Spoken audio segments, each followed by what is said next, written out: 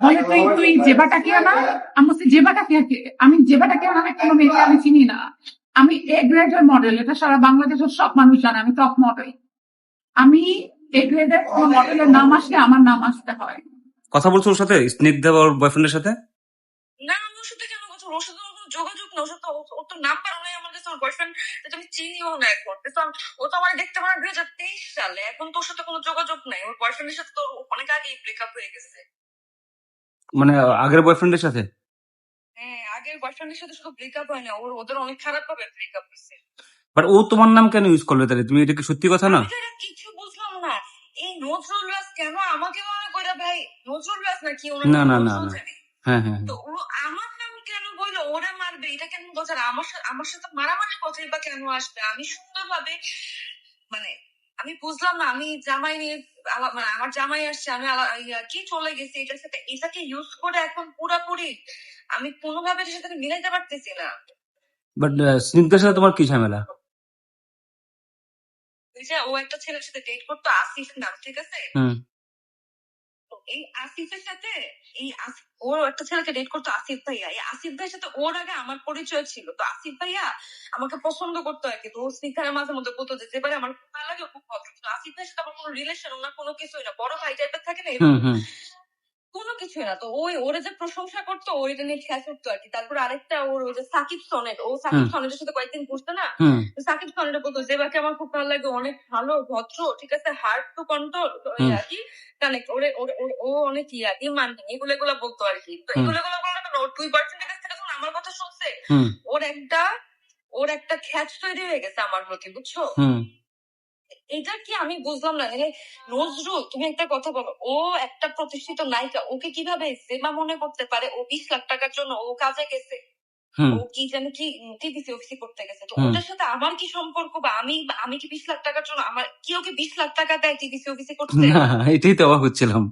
তো ও যেখানে বানায় বানায় কথা বলতেছে শুধু শুধু আমার কি হবে জানো? কিছু মেয়ে খ্যাচ আছে না, আমি তো সবসময় মানুষ রুডলি কিছু সময় আমি রুডলি বিহেভ করতাম, ঠিক আছে, কিছু মেয়েরা পাত্তা দিতাম না। এসব মেয়েরা কি করবে এখন আমার উপরে খ্যাচ উঠাবে? না ধরো 20 লাখ, দেখো 20 লাখ চার্জ করে কারা? ধরো অপু বিশ্বাস হতে পারে, পরিমণি হতে পারে, জয়া হাসান হতে পারে, তাই না? বা মিম টিম ওরাও হইতে পারে, মানে যাদের মোটামুটি ধর একটু মানুষজন চিনে। স্নিগ্ধা তো মাত্র একটা মুভি করছে মডেল হিসেবে, ঠিক আছে, ওইভাবে তারা কেউ চিনে না। তো 20 লাখ টাকাও নাকি 20 লাখের নিচে কাজ করে না, আচ্ছা সেটাও বুঝলাম। বাট সেইখানে তোমার সাথে চেহারার ওর মিল, আমি কত ছবি তোমাদের দুজনের ছবি দেওয়া, এখানে চেহারার মিল কিভাবে বুঝলাম না? ওই লোক যদি আচ্ছা ওই লোকের সাথে তোমার কি কতটুকু সম্পর্ক ছিল? কোনো সম্পর্ক ছিল না। একদিন আমি খালি ওনার অফিসে গেছিলাম, উনি আমাকে ওই যে এশিয়ান সিটির একটা 50,000 টাকা থেকে টিপিসি করাবে, ঠিক আছে, ওই যে হসপিটালে টিপিসি করাবে, এটা বলে নিয়ে গেছে। নিয়ে যাওয়ার পর কি তুমি আমার অফিসে জব করো, এই করো সেই করার পর আমি বলছি ভাই আমি জব করবো না, আমি তো মডেল, মডেলিং বাদ দিয়ে দাও, ঠিক আছে, তোমার সব খরচ টরচ আমি দিব। আমি না, আমি পারবো না, সরি, এই বললে আমি এখান থেকে বের হয়ে গেছি। ইভেন উনি আমাকে পরে অনেকবার ফোন দিচ্ছে, আমি ব্লক পর্যন্ত করে দিছি ওনাকে। তো এই আল্লাহর কসম দিয়ে বলছি, আমি তোমার কাছে মিথ্যা কথা বলবো না। এটার পরে ওনার সাথে আমার জীবনে কোনো কথা বা কোনো মানে কন্টিনিউ কোনো চ্যাট ম্যাট কিচ্ছু হয় না। ওই জীবনে একবারই ওনার অফিসে গেছিলাম, তাও গুলশান 2 এর অফিসে, এটা একটা অফিস ছিল।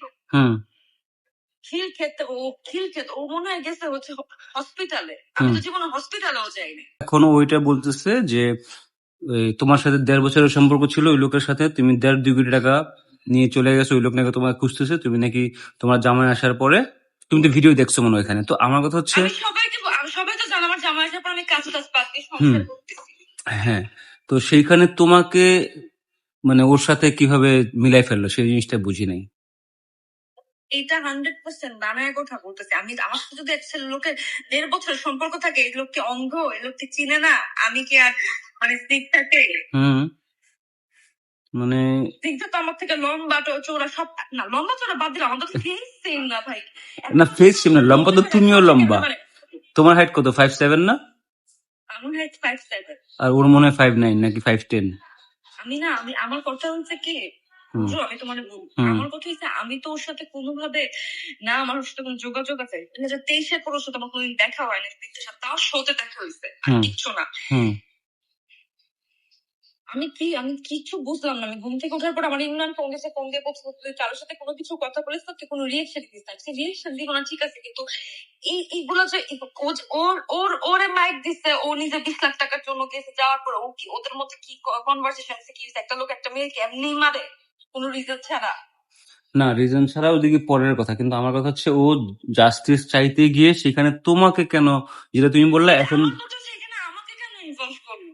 না ইনভলভ না, ধরো তোমার নাম ওই লোক বলছে, কিন্তু স্নিগ্ধা আবার প্রেস কনফারেন্সে বলতেছে যে আপনারা জেবাকে বের করেন, জেবাকে খুঁজে বের করেন। এখানে তোমাকে বের করার সাথে ওর সাথে কি সম্পর্ক সেটা বুঝি নেই আমি। ওর পুরানো শত্রুতা আমার উপরে দেখতে খ্যাস মিটাইতেছে। হুম। তারপর ওই যে ব্রাহ্মণবাড়িয়া, মানে যা যা তোমার ইনফরমেশন সব তোমার ইনফরমেশন দিচ্ছে, বুঝছো? তুমি ব্রাহ্মণবাড়ির মেয়ে, তুমি ও তো মিরপুর, জানো আমি ব্রাহ্মণবাড়ির মেয়ে, আমি তো ওইটাই তো মানে তোমার ইনফরমেশন দিচ্ছে বিভিন্ন ও। বিভিন্ন আমি ইয়ার মধ্যে বলি না আমি ব্রাহ্মণবাড়ির মেয়ে, এটা সেটা।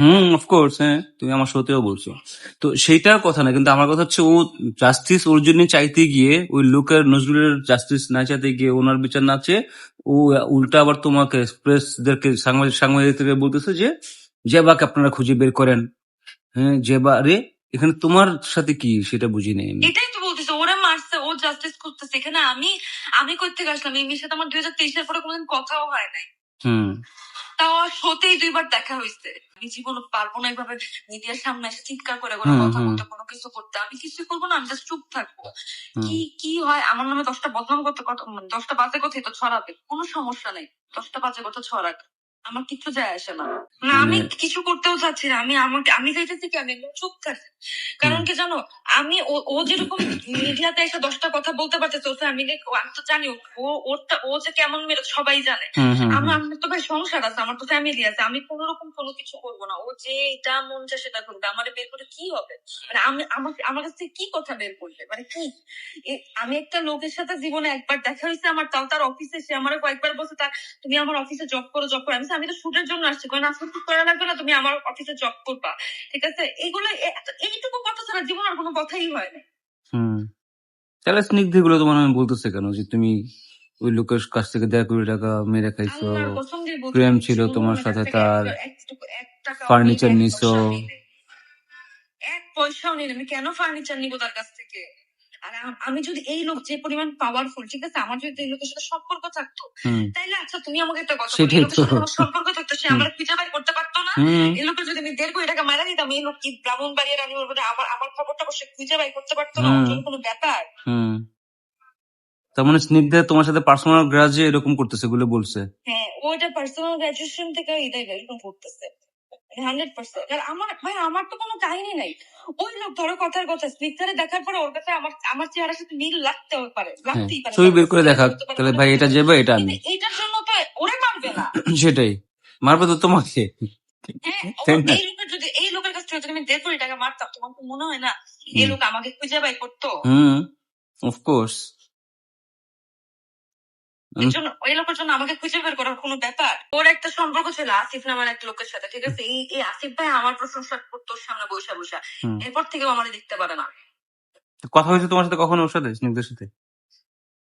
কোনোদিন কথা হয় না। আমাকে সাকিব সনেট বলছে, সনেট আমার বলছে স্নিগ্ধা তোমাকে দেখতে পারে না, ও মনে করে আসিফ যে তোমার সম্পর্ক, জীবনও সম্পর্ক ছিল না, আসিফ আমার ভাইয়ের মতো ছিল, বড় ভাইয়ের মতো ছিল। আসিফ ভাইয়ের সাথে আমার দেখা হচ্ছে লাইফে মনে হয় 2 থেকে 3 বার সর্বোচ্চ। এটা কোন আসিফ? এটা হচ্ছে বনানীর একজন আর কি, একটা ভাইয়া। ও ভিডিও। স্নিগ্ধার সব খরচ টরচ সব বলে চালে, তো ওর মার হসপিটালের বিল সব তো হয়ে দিচ্ছে। আসিফ ভাইয়েরও একদম ধ্বংস করে দিচ্ছে। সেটাই তো। ইমনটা কি? ইমন আমি তো এমনকি চিনি না। ছিল না, হ্যাঁ।